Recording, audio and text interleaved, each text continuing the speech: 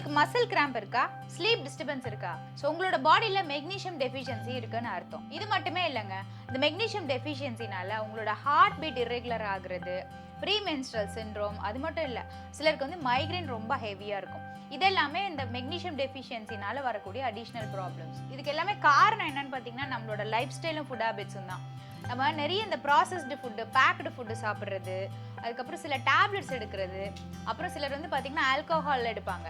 So இதெல்லாமே வந்து பார்த்திங்கன்னா நம்ம பாடியில் மெக்னீஷியம் டெஃபிஷியன்சி ஆகிறதுக்கு one of the reason. So இதுலேருந்து நீங்கள் ஓவர் கம் பண்ணணும் அப்படின்னா நீங்கள் பண்ண வேண்டியது உங்களோட ஃபுட் ஹேபிட் சேஞ்சஸ் தான். மெயினாக நீங்கள் ஆட் பண்ண வேண்டிய விஷயங்கள் என்னென்னா, dark green leafy vegetables add பண்ணுங்கள், அவகோடா உங்கள் ஃபுட்டில் சேருங்க. அதே மாதிரி சீட்ஸ், நட்ஸ், இந்த மாதிரி நியூட்ரிஷன் உள்ள விஷயங்கள் எல்லாமே நீங்கள் உங்கள் ஃபுட்டில் ஆட் பண்ண ஆரம்பிங்க.